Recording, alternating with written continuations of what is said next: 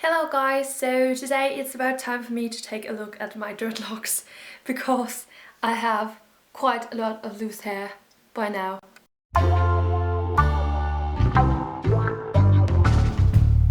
As you can see, it's really, it's getting worse. If you have seen some of my other dread videos, you have probably heard me say that I don't pay a lot of attention to my dreadlocks and that I don't fix them very often. Actually, I can't remember when I fixed my dreads last time. No, I normally just keep them and let them be, but I think my hair is getting, I'm getting too much loose hair, and also I have quite a lot of new growth that aren't really dreaded, and I thought now was about time to help it and then tell you what tools it is that I use and how I use them, and just, I don't know, to the tools.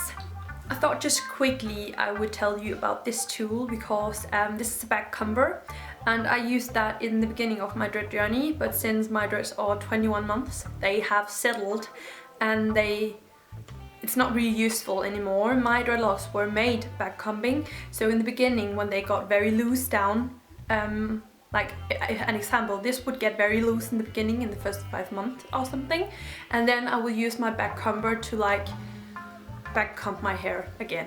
But it's not very helpful for me anymore, but in case you have new dreadlocks and they haven't really settled, then maybe you should go purchase yourself a backcomber.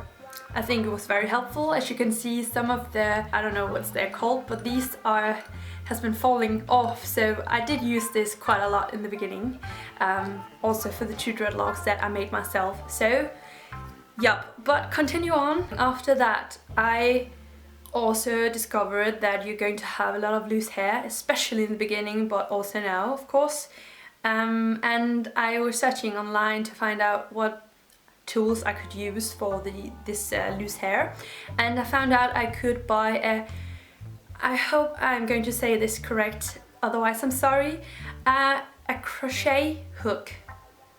I would call it a crooked hook, that makes sense to me, but I think it's a crochet hook or crochet needle. I don't know. I will write down the tools in the description bar, I promise. But it looks like this, and it has I don't know if it's possible for you to see right now, but it has this small hook, or yeah, with a lock on it, and it's really helpful because when you push this through your dreadlock and capture some hair inside of this, then you can pull it through very nice and easily because of this lock, and it won't hurt your dreadlocks at all. So it's very nice and it's very useful. Good. So yeah, back to the very loose hair. As you can see, I have a lot of loose hair right here.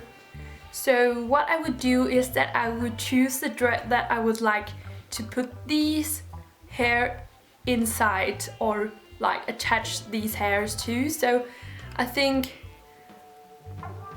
I would take one of these that are close to all of this.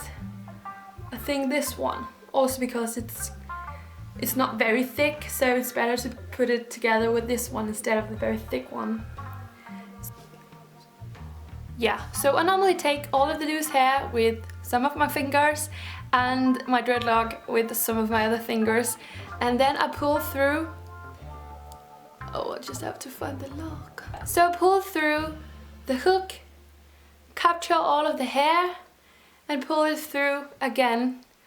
Can you see that? It's going through my dreadlock now, and I'll do that further down on the dread. I'll pull it through again, capture the hair and pull it again, pull it through once again, and I'll do that several times on the way down my dreadlock. So now, as you can see, there's not a lot of loose hair back here, left here anymore, and I can just take, if I have more, I can see that I have more right here. Like this one didn't really get that great attached to the dreadlock, but then I can just continue doing it, and you can see I have something that are pulling through here, going through my dread, and if I see some stakes, I can just do this again, like pull them through like this. What I have experienced with this hook sometimes, it is really a great thing and a very big help if you have loose hair, but sometimes they don't really attach very well to the dreadlock just because of the hook.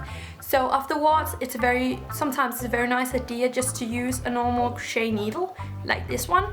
I can remember, I think, yeah, it's a 0.5 millimeters crochet needle, and what I do with this one is just, as you can see, I have, or maybe you can't see, but I have a lot of new growth in here that aren't dreaded.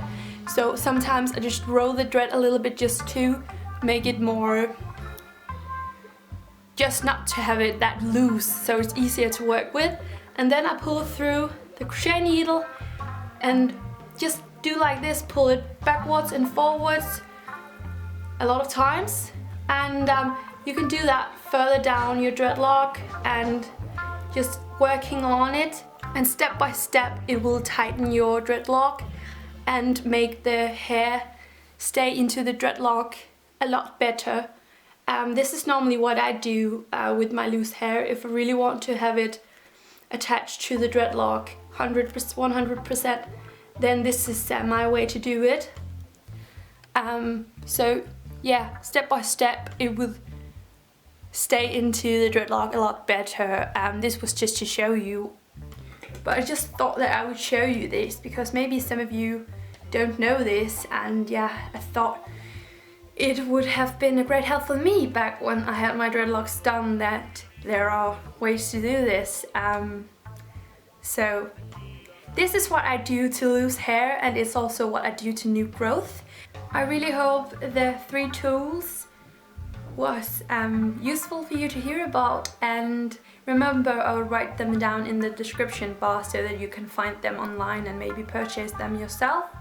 I've used them quite a lot, and I think they are worth spending a bit of money on, not because they're expensive, but it does cost something. So yeah, I hope this was helpful for you guys, and thank you so much for watching, and please give it a thumbs up if you liked it, and yeah, have an amazing weekend. It's Friday, so I hope you will have a great weekend. Remember to relax and have fun and take care of yourselves, and yeah, bye.